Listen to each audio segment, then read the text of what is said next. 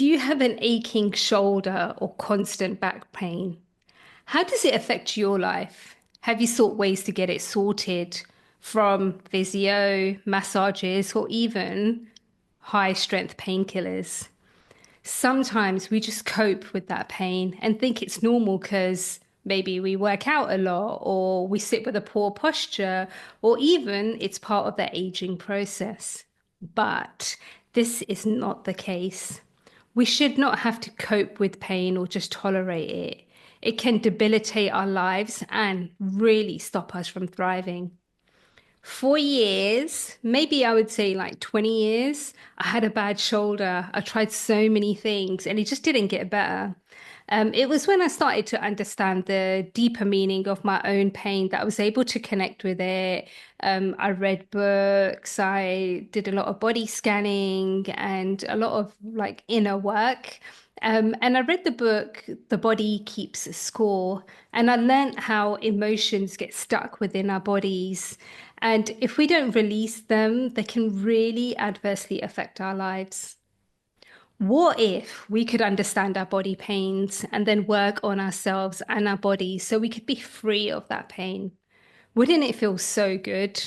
We have someone very special on the You Got This podcast today. She will explain more about pain and how she became pain free after suffering debilitating pain for many years. I'm really excited about this. Today, my guest is Gemma McFall. She is UAE's first pain processing therapist. I'm going to ask her more about what that actually means when we get into our little conversation. So let's talk a bit about Gemma. Gemma empowers individuals to recover from chronic pain and mental health challenges, helping them to regain control of their well-being. One of the first, as I mentioned, reprocessing therapists in the UAE, she has been instrumental in bringing this approach to the region with over 15 years of corporate experience. So she understands the challenges of the workplace, including roles at Disney, Marriott, and the Fairmont. She blends positive psychology, mindfulness, and neuroscience to create life-changing solutions for individuals and organizations worldwide. Gemma, welcome to today's episode of the You Got This podcast. It is so great to have you here.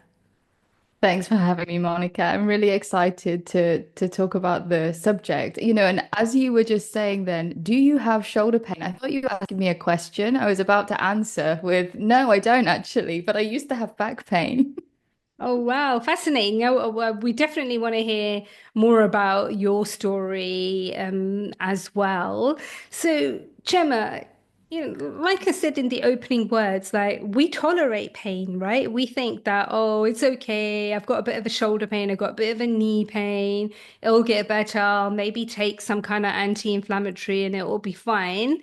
Um, but really, it sounds like that's not the answer. And obviously, I personally don't think it's the answer either. But let's start with a question, which I would say is quite loaded in the sense that what is pain? So that's a great question. Pain is a signal to tell us that we need to be careful and take action. So let's say you get pain from touching a hot stove. This is really good because it's your brain saying, remove your hand from the hot stove. Because if you don't remove your hand from the hot stove, your hand's gonna melt, like set on fire. Like this is a great use of pain signal. However, in some individuals, many individuals, that pain signal gets stuck in the on position. So even if there is no actual danger, the pain signal is still firing inside our bodies, making us think we have pain. And when I say think we have pain, we actually really do have pain. It's pain. It's called neural pathway pain when the brain is misfiring signals. It's excruciating. It really hurts.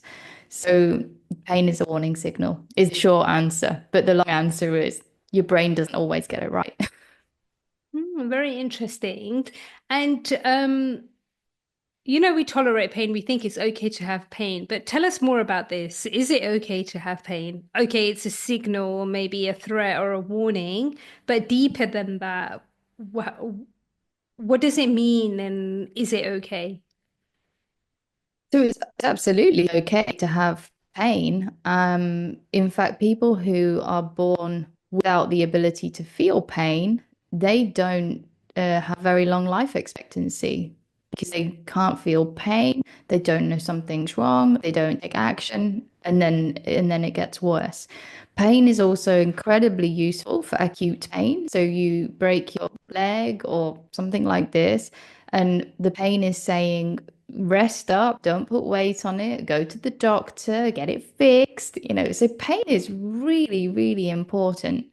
Um, so yeah, we absolutely do need pain. However, chronic pain, which is when pain has been kind of hanging around for more than about 6 weeks, or basically when a doctor says it should have healed by now, if you're still getting pain months or sometimes years after the initial injury, or maybe sometimes you even get pain for no reason at all, it just suddenly comes on, then yeah, this pain is not something that we need to live with. There is an answer now. Science and research has completely finally caught up, and we can do something about it. So this is why I'm so excited. Mm. Yeah, and obviously you've got this label now, or actually, what's a better way of saying it? So you are the UAE's first pain reprocessing therapy, is that correct? Therapist? Okay, Yes. so what got you to this stage? And I know you suffered from chronic pain. So can you share a bit about how that journey took place, what happened, and then what brought you to this moment? Yeah, so I'm going to squeeze 10 years into about 2 minutes. I was planning to move to Dubai in 2010. And at that time, I got a minor injury. I was dancing at the time, and I heard my back go. And from that point on, I thought, oh gosh, I'm going to Dubai. What if there's no doctors in Dubai? Like my brain was being a bit stupid. So the doctor in the UK gave me medication and said, oh, this should clear up. But we moved to Dubai. It didn't clear up. And at the time, I was working in HR, in the corporate world, hospitality industry, very long hours. Um, and over the course of around 8 years, the pain got worse and worse and worse. So I was seeing physios, osteopaths. I'd made so many adaptations to my life. I'd got rid of running, I'd got rid of all my high shoes, I'd rearranged my kitchen so everything was a perfect height, so I never ever needed to bend anywhere.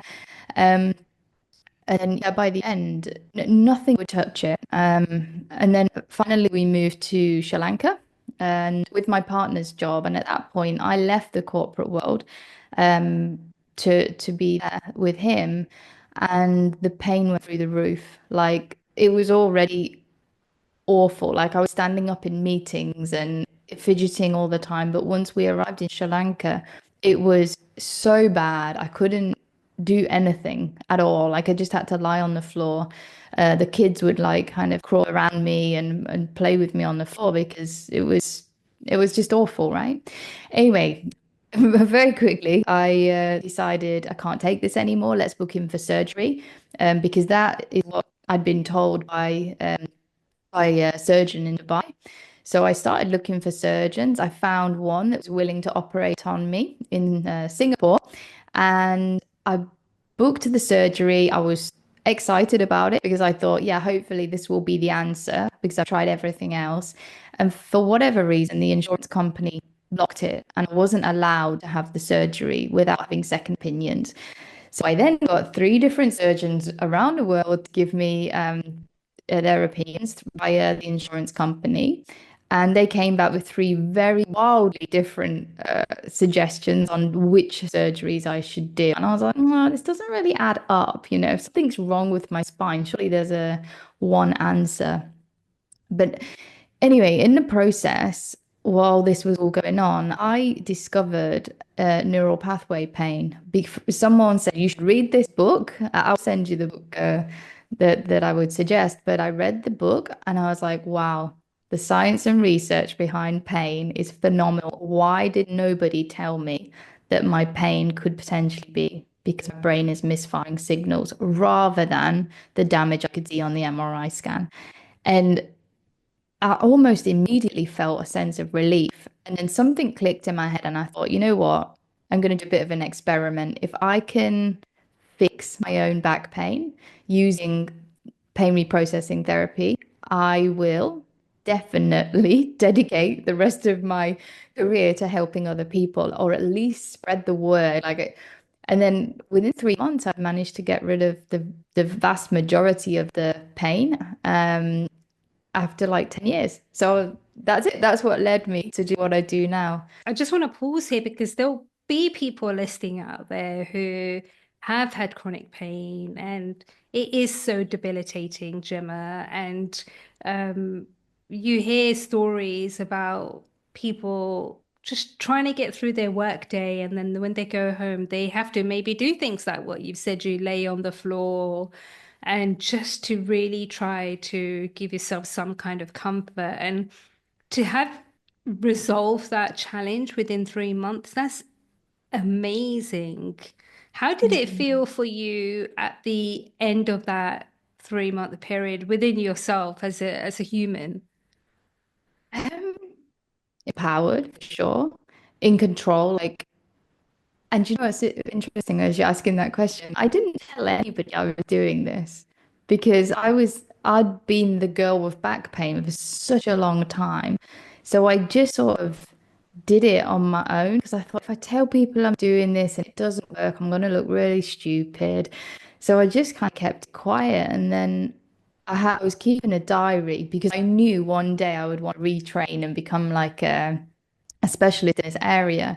And one of the pages in the diary, I wrote in really big letters, PFD, like filling the whole page, which stood for pain free day. And I didn't even want to write the words out in full in case like something happened and then the pain came back. So I still remember lying in bed at night going, oh, I've just had my first PFD. So yeah, I just felt super excited. And then the excitement, to be quite honest, turned to anger because I was really angry. I'd spent years and years in pain, having never ever been exposed to this information about pain. I couldn't understand why not one single medical professional had even mentioned to me anything about this. And I later realized they didn't mention it because they didn't know, because the science research is kind of new. It's like new school research, and doctors studied 20, 30, 40 years ago in school where they're not teaching this. So eventually anger subsided. And then I just felt like I've got such a great secret that I need to tell people. I have to tell people. So that's it. I don't care whether I work with anybody ever. Obviously, I do work with people all the time, but at the time I was thinking, I just want people to know about this. If I can just stand on the top of the houses and shout. No, that's beautiful. And that happens to many people, isn't it? When they find the answer, when they've recovered from something, a trauma or chronic pain, like when you find the answers, you do want to share it with the world because, um, it's helped you. Why not help others? Because others are going through it. So Gemma, now you're on podcast, you're on the radio, I've seen you in the media and you share your experiences and your insights. What makes sharing this message so important to you? What makes it important is sometimes I share the message with people and they literally get better immediately, having not even needed any coaching or anything. So I run corporate workshops where I teach people about pain, why they have pain, where it comes from, what they can do to get rid of it. And as I'm talking, I can see light bulbs going off in people's eyes where they're like, ah, the migraine I've been having, like I can see now, based on all of this, why I'm getting it.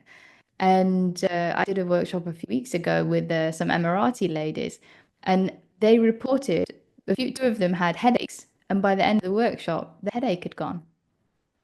I didn't give them any medication. So this is what is important to me. And the second thing, which is really important, for me, it's not necessarily about the person living with pain. I often think about their kids or their friends or their partner because it affects everybody, especially in the workplace. If you're a leader that's got migraine, back pain, or whatever, that impacts everybody in the team, everybody. So yeah, it's the impact. It's the word impact. That's what's important to me.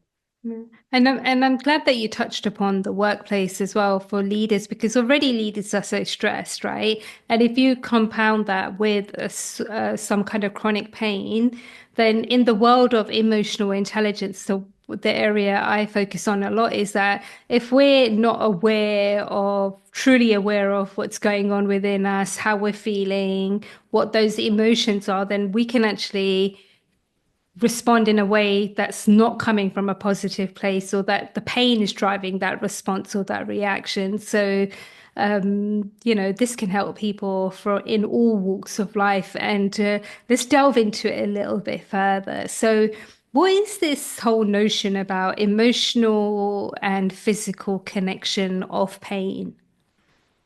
So physical pain and emotional pain is takes up the same part of the brain, overlaps. So when we have physical pain, part of our brain lights up and says, "Oh, physical pain." Um, but let's say you have emotional pain, like mortgage payments, or a difficult staff member, or you think you might be terminated, divorce, any of these things, any emotional pain, it lights up the same part of the brain. So in some people, me included, instead of feeling like anxiety, they might not feel anxiety. They might just get back pain instead, or neck pain, or skin rash, or you name it. Everything is connected to the brain. And then some people, their symptom would be anxiety, which shows up as differently in different people, right? What anxiety feels like.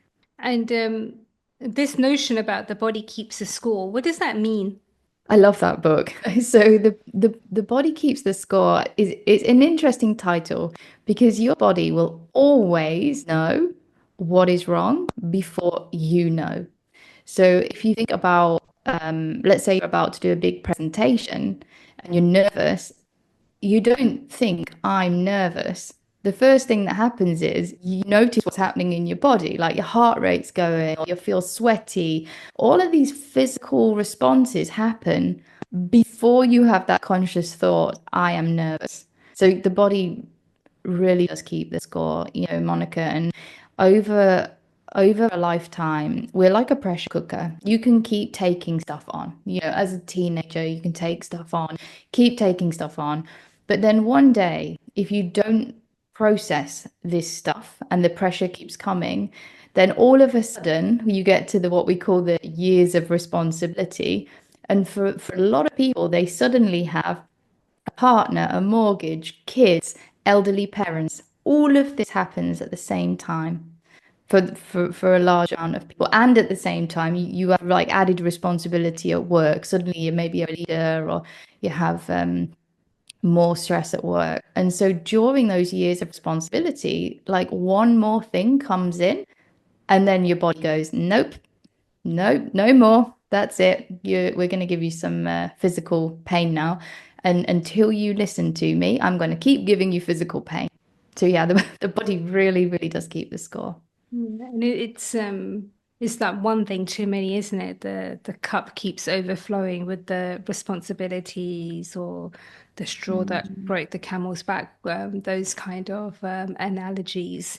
Um, can you share a little bit more about the techniques that you used or an example of how the work that you followed helped you to get to the stage of being pain-free? Like, is it I mean, that someone might be listening and say, oh, it's going to be too hard, or is it easy, or is it you have to go to the depth of the pain to come back out of it? Like, what is that like in a really, in however you want to share it, what is that experience really like? Yeah, that's a great question, Monica. I like the way that you asked that, and I can imagine people are thinking this. So it's different for everyone. And I would tell you about what I did, but because I was learning as I was doing it. What's probably more useful is to tell you like a proven system that now works that I Okay. use with clients because now I've done it so many times. It's like it's a clear kind of process that works. So I have a model called Freedom from Pain, and it's got 4 steps in it. Each step begins with P. So the first step is pain, and teaching people why they have pain. A lot about like what we've talked about today. But for example, one of the things that's crucial for people who have seen an MRI scan is to truly deeply understand that just as you see structural damage on an MRI scan, it does not mean that that is where the pain is coming from. But we just link it because you've seen it and you're like, well, that must be where it's coming from, even if it doesn't quite make sense. Like if the pain is on the left and the MRI shows it's on the right, or maybe your pain moves around, this type of thing. So I spend a long time with people looking at actually not a long time, it's super quick, but we look at like some very clear markers of does your pain come and go? Is it worse at night? And helping people to see that they do have neural pathway pain. And if I cannot convince them in a few minutes, I will send them resources, videos, doctors talking about it, whatever they need to help their brain to go, yes, I get this. This makes sense.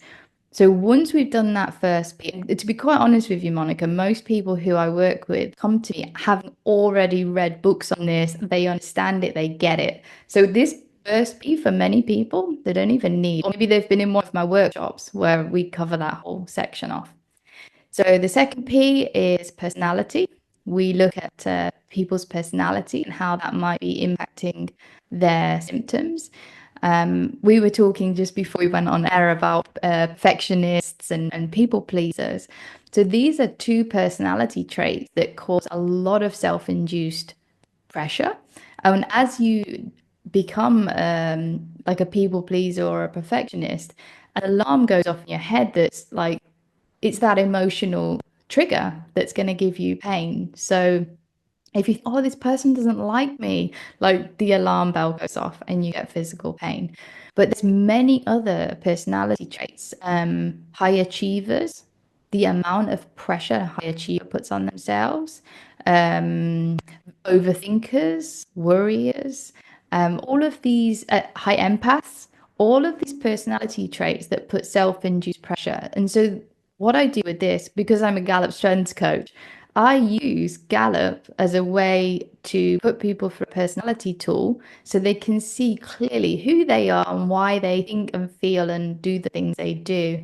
And then I help them to leverage their strengths to move away from the kind of stressful part. So that's the second P. So we've got pain, personality. The third one is past. There is a correlation between people who have childhood trauma and physical pain today. This has been proven. So I help people do an inventory and look at what's gone on in their life and when they had other physical symptoms. Because often, they look back and they're like, oh, I used to get migraines as a child. And then we look at what they were doing at the time and they were moving house or they were moving school or boarding school is a big one. People who went to boarding school who then had physical symptoms. It's the body trying to tell them something. So that's the 3 Ps, and then the fourth P is practical tools. So I do somatic tracking with people to help them to lean into the physical sensation of pain so that their brain is not scared of it. This is very quick and very, very, very effective. So even in like 5 minutes, I could have someone focusing on a migraine, and by the end of 5 minutes, the migraine's gone. And that's just purely because They're relaxed and they're not pushing it away. They're leaning into the sensation rather than pain. So that's the 4 Ps. So when you say how long does it take, the easiest answer is it depends on the individual, but it's how quickly can you get away from the fear of the pain or the fear of the personality or the past. So it's the fear that we're addressing, not the actual thing that's happening in the body. Mm. And often if we do have a childhood trauma, we've had like an experience in the past, it can be painful to relive it. But many of the guests I've spoken to, whether it's David G, talking about the importance of not wallowing in the pain, but we might have to go there to heal, but we can come out of it. And it is painful because we have to relive that pain. But if it sets us free in our lives today, then the benefit can be quite immense, can't it? Yeah, it can be. And it doesn't have to be really painful. So, for example, journaling is a really good tool to help people to process things from the past. You don't necessarily need to see a therapist if it's something, you can try journaling and you just grab a piece of paper and you start pick one topic from your childhood that happened to you. And it honestly, it could be something really small. So I had a client once, and this is going to sound really silly, but she was about 8 or 9 at the time, and her one of her parents took her favorite teddy bear and pretended to put it on the barbecue in front of all of his friends. And so this child, in that moment, thought that this teddy bear was going to die, let's say, right? And so in that moment, she had like it got locked in her body that like she's not safe because this person that she trusted, that was her dad, did this to the teddy bear. Now, I'm sure that dad has got no memory of this whatsoever. But this little girl, who was like an adult by the time I'm working with her, that's important. So you get a piece of paper and a pen and you write down exactly how you feel about that. What did you feel towards the person that did it? You know, anything. And anger will come up, rage, sadness, but different emotions will maybe surface. Once they've surfaced, that's it, you've processed it, and then it can go. So we don't always have to, it doesn't always have to be like super painful. Does that make sense? Would you Oh, agree with yeah. that, Monica? I'm not sure. No, no, you know what? I actually do because I love journaling. And even like, say something happens that upsets, I'll talk about myself. Something happens to upset me. I'll write because it's a way of like letting that emotion that's sitting in my body come out of my body and put it on paper. It gives me space. So definitely. And I like that. And what I really like what you've said is that we don't have to sit with that pain. By journaling, we can release that pain. And that's really powerful. So thanks for sharing that. I think the power of the pen is like Yeah. really, really big. Um, when you talked about your back pain and you said you were angry once you managed to relieve or release yourself of chronic pain, you were angry because you had lived with it for so long. What do you think pain is here to teach us about ourselves and our lives? Well, I definitely believe pain is here to teach us something, and it is different for different people, right? I can tell you what my pain was trying to teach me. Um, I am definitely would have described myself back then as someone who needed to be in control of everything, you know.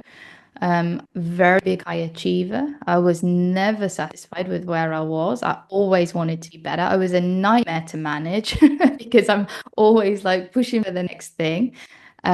Very responsible. Like I believed I had to do everything. Like if I didn't do it, the world was just going to fall apart. Um, I also soak up everyone else's emotions. Like I seem to like sit on an aeroplane surrounded by people, and as the plane is like going, I can feel everyone else's stuff. So all of these things, I didn't know at the time I was any of these things. Like if you had asked me I would have gone, no, I'm not stressed. Like I never, literally never miss a deadline. I'm not stressed. And no, I'm not a high achiever. I'm not like, because I didn't think I was. I was who I was. And it was just, it's all I'd ever known. And I needed that journey kind of to go through all the learning of that came with learning about pain to realize like it is okay to let go. You know what? Just between you and me, Monica, today I sent my daughter to school in the wrong uniform because I've put the right uniform in the washing machine and it's completely soaking. So she went to school in the wrong uniform. The old version of me, I would have felt guilty. I would have been calling around everybody to try and borrow a uniform. I would have been stressing my daughter out for accidentally putting her uniform in the washing basket. But because now I know like it doesn't matter. I don't have to be perfect. I don't care what the teacher says about the fact that she's turned up in the wrong uniform. Do you see what I mean? So for me, it was about control. For other people, it might be other things. People not being such a people pleaser or a perfectionist. The over worrying, teaching people not to over worry because the over worrying is causing self-induced pressure.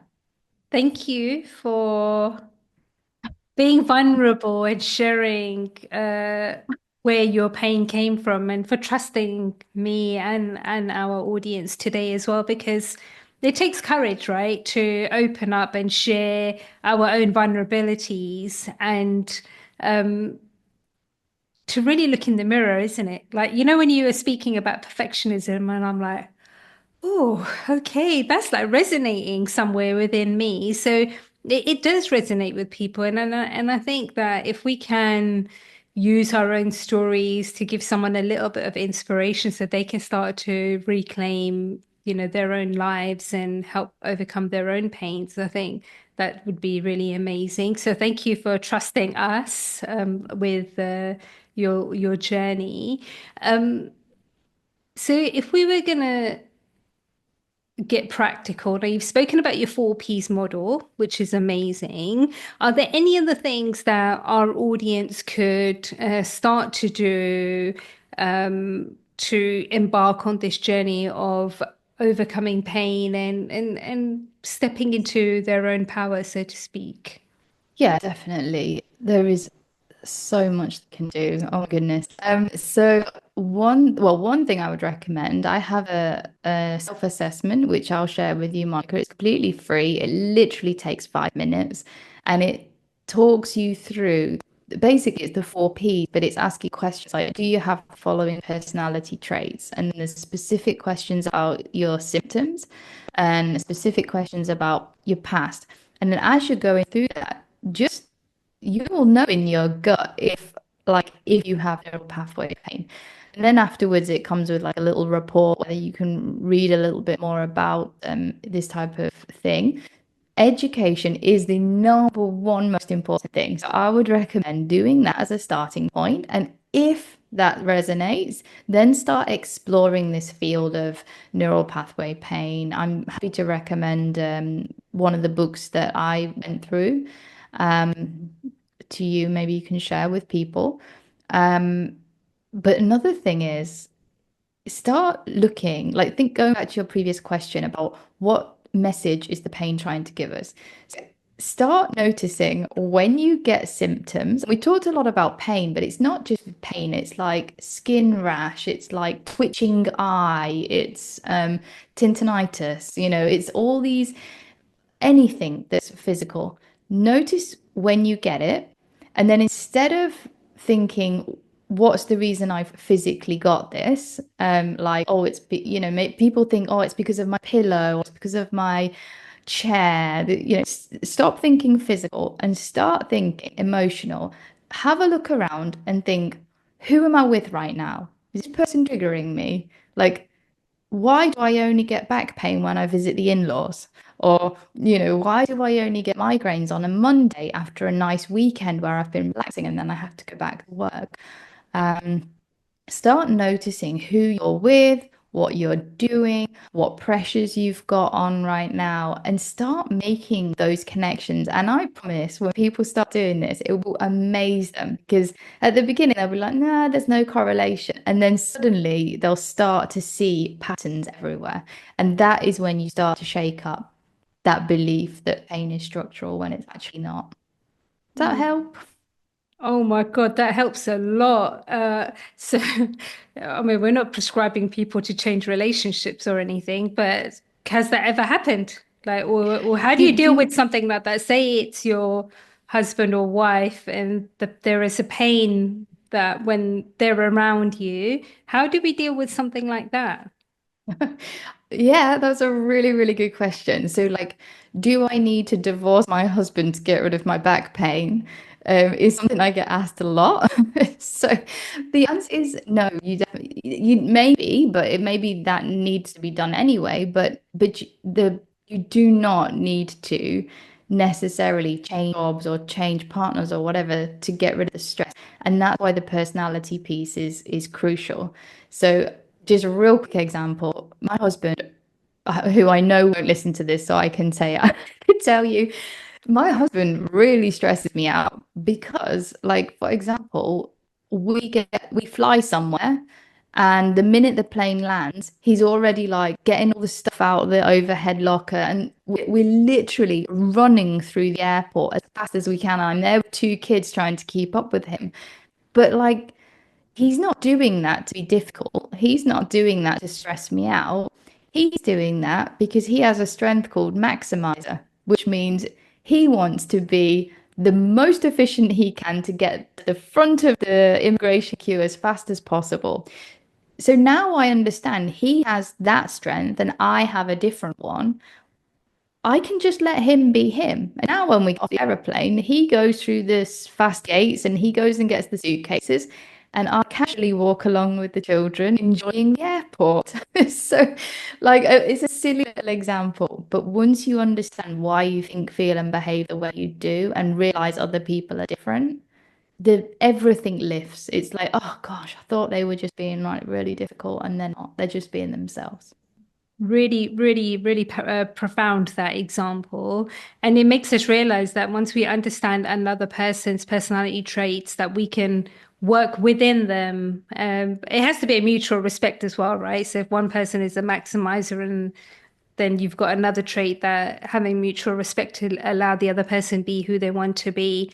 We can also use this in the workplace as well, because in team settings and things like that, you have people bringing different things to the table, and for a team to be successful is like leveraging those strengths. So Strengths Finder is one of the assessments and tools you use, and that can be used for the work you do around pain. It's also good to be used in organizations to understand team dynamics and things like that, isn't it? Yeah, I mean, Gallup strengths can be used for parenting. There's strength-based parenting, strength-based marriage, there's strengths. Actually, there's even books on religion, strength-based, like how can you use it within your religion. But ultimately, it's a corporate tool. And so, what I've done, I'm a pain reprocessing therapist, which is nothing to do with Gallup strengths, and I've just mapped this into the solution because it just works so well.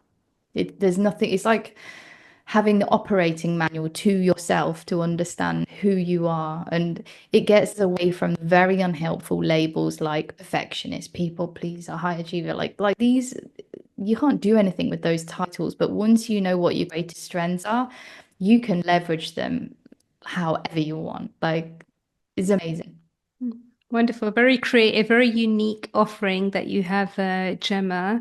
And I wish you continued success. I love talking to you when we're outside of the podcast environment and all the work you're doing. And we're going to have people listening in, wanting to know more about you, wanting to get your details. So, how do they get hold of you? Do you have a website, LinkedIn, social media? Please share that now, and I'll also add it to the description as well. Yeah, so it's everything is my name, which is Gemma McFall. I'm on LinkedIn, I'm on Instagram, Facebook, and I have a website. The best place is probably LinkedIn or the website. Message me directly, and I would be happy to jump on a call with anyone who isn't sure, like, is this for me or not? Like, do the assessment, do the free assessment, and I'm happy to go through it with anyone to. Wonderful. And as we move towards wrapping up today's episode of the You Got This podcast, what is that one piece of information, that golden nugget you want to share with our audience to help them overcome a challenge they may be experiencing?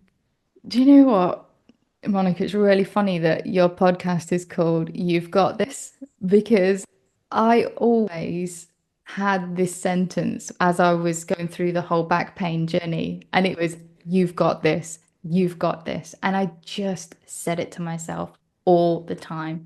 So, I mean, there's like loads of nuggets I could give, but that message you give yourself, that is the nugget. You got to figure out what is your sentence. I stole yours before you'd even got a podcast, but like everyone needs that sentence that's going to lift them up when they need it, because by default our brain goes to negative by default for protection. So we've got to have that sentence ready. You've got this. You've got this. Powerful, wonderful closing words.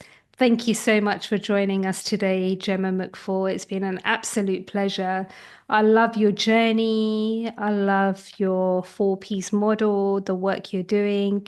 It's changing the world and it can change and it's changing people's lives. And for that, thank you so much. Thank you, Monica. Thanks for having me today. I really enjoyed digging in with you. Wonderful. And to our audience, remember, you've got this.